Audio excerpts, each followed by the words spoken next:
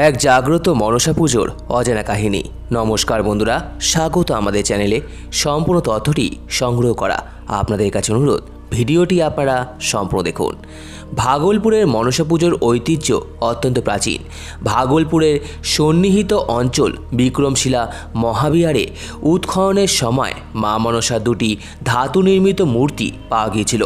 এছাড়াও ভাগলপুরের কাছেই মহাভারতের কর্ণের স্মৃতি বিজড়িত কর্ণগড়ে উৎখননের সময় প্রচুর সাপের মোটিভযুক্ত ছোট ছোট টেরাকোটার মূর্তি পাওয়া যায়, যার বয়স সিন্ধু সভ্যতার সমকালীন বলে জানা গিয়েছে। ভাগলপুরের চম্পানগরের এক প্রাচীন মনসা মন্দির।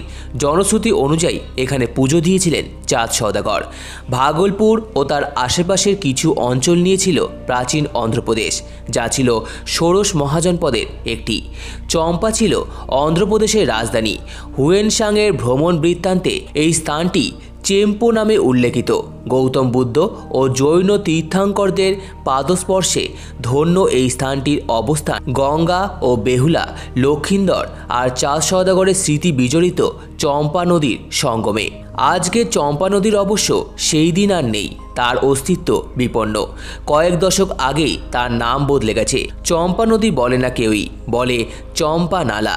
এই চম্পা নদীর ঘাট থেকেই নাকি বেহুলা তার মৃত স্বামী লক্ষিন্দরের দেহ নিয়ে কলার ভেলায় যাত্রা শুরু করেছিলেন স্থানীয় মানুষদের এমনটাই বিশ্বাস। চম্পনগরে মা মনসার মন্দির অনেকটা জায়গা নিয়ে অবস্থিত।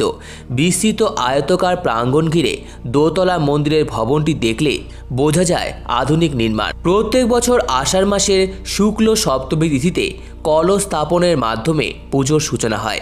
এর ঠিক এক মাস বাদে যখন সূর্য সিংহ নক্ষত্রে প্রবেশ করে, মা বিশ্বহরীর প্রতিমা স্থাপন করা হয় বেদিতে। মাকে ডালা সাজিয়ে নিবেদন করার প্রথা আছে। ডালায় থাকে আখ, ভুট্টা আর 5 রকমের ফল, আর থাকে দুধ আর খই। ওই দিনেই মন্দির প্রাঙ্গণে পালন করা হয় লক্ষিন্দর আর বেহুলার বিয়ে। পরের দিন দ্বিতীয়বার ডালা সাজিয়ে উৎসর্গ করার পর সন্ধ্যায় মূর্তি বিসর্জন দেওয়া হয়। চম্পানগরে মনসা মন্দিরে পুজোর 2 দিন দুপুরে পাঠা বলির প্রথা রয়েছে। ভাগলপুর থেকে খুব সহজেই টোটো কিংবা অটোয় চড়ে পৌঁছানো যায় চম্পানগরের এই সুপ্রাচীন মনসা মন্দিরে। সম্পূর্ণ ভিডিওটি দেখার জন্য আপনাদের সকলকে অসংখ্য ধন্যবাদ।